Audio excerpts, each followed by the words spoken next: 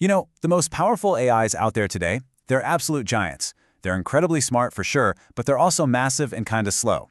So how do we get all that brain power to fit on our phones without losing the magic? Well, in this explainer, we're going to break down a pretty groundbreaking method that teaches a small AI not just what to know, but how to see. All right, here's our game plan. First, we'll tackle the big issue, the AI size problem. Then we'll look at the first attempts to solve it, the whole teacher-student idea. After that, we dive into a much smarter way to teach. And of course, we'll put it to the test and see the results. And finally, we'll talk about why this kind of learning is such a game changer. So, let's set the stage here. In the world of AI, we've got this weird paradox going on. Our very best, most brilliant models are often just too big and clunky to be useful where we need them most. I mean, think about it. These state-of-the-art models need a crazy amount of power and memory to run. That's just not going to fly on the devices we carry around in our pockets every day. So the real challenge is figuring out how to squeeze all that intelligence into a tiny, efficient package.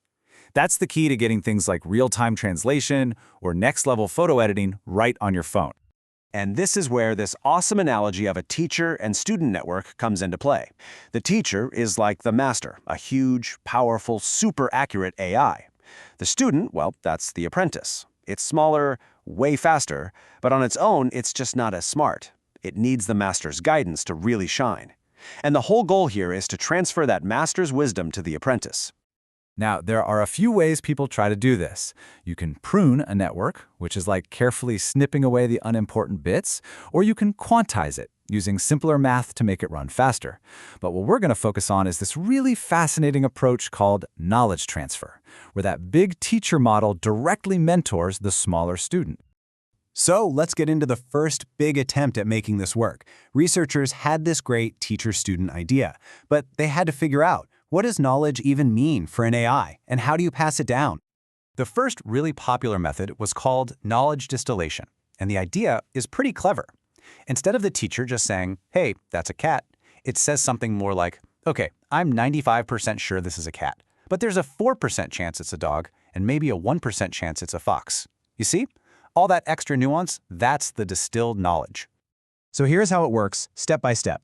The big teacher model looks at an image and spits out its predictions. Then, those confidence levels are kind of softened to really bring out the relationships it sees between different things. And finally, the small student model is trained to copy those richer, more detailed predictions, not just the one single correct answer. But there was a really big problem with this. The student got really good at mimicking the teacher's final answers, but it never actually learned how the teacher got there in the first place. It was like memorizing the answer key for a huge exam without ever understanding the material. It knows what the answer is, but it has no clue how to actually solve the problem. So, other folks tried to go to the complete opposite extreme. Methods like one called FitNet basically tried to force the little student's brain to be a perfect miniature clone of the teacher's. But this was way too rigid, and believe it or not, it often made the student perform even worse. Okay, so if just copying answers is too shallow, and trying to copy the brain exactly is too strict, what's left? Well, this is where it gets really cool. What if, instead of all that, you could just teach the student to see the world in the exact same way the teacher does? The whole thing really boils down to this one key insight from the research paper. Inside an AI's neural network, each little brain cell, or neuron, is trained to look for one very specific pattern. So, for example, when an AI is looking at a picture, one neuron might light up like a Christmas tree when it sees the specific pattern of a monkey's face.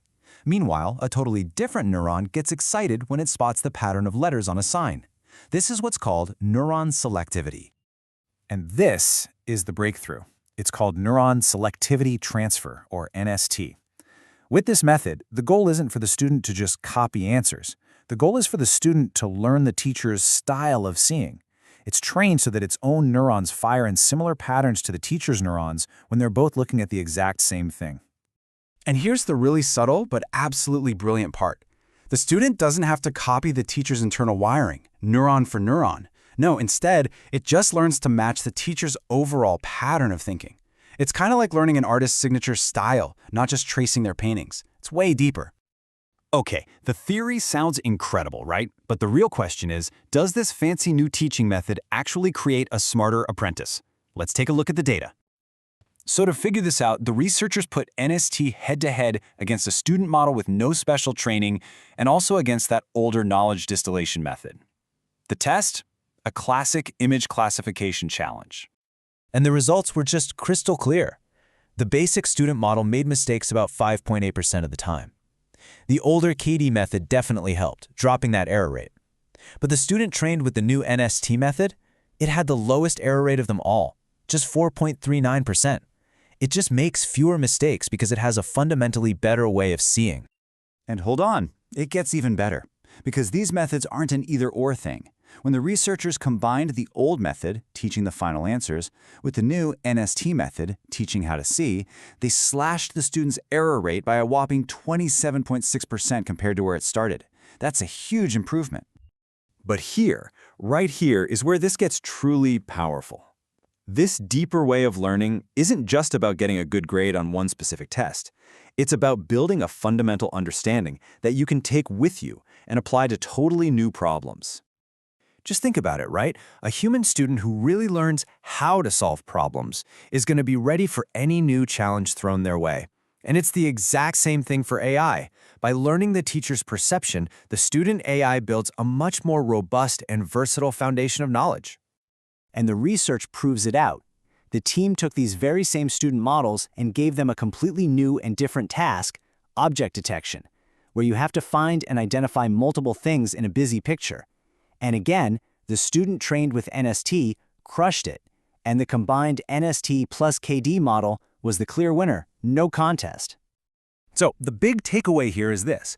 Teaching a small, efficient AI model how to see the world like its giant teacher doesn't just make it better at one single thing. It creates a more versatile, more capable AI that can actually transfer its skills to brand new challenges. This really moves us beyond just simple mimicry and into a whole new era of AI mentorship. If we can truly teach these systems how to perceive, how to generalize, we're talking about creating smarter tools for everything, from diagnosing diseases to self-driving cars. And that leaves us with a pretty exciting question. What problems can we solve next?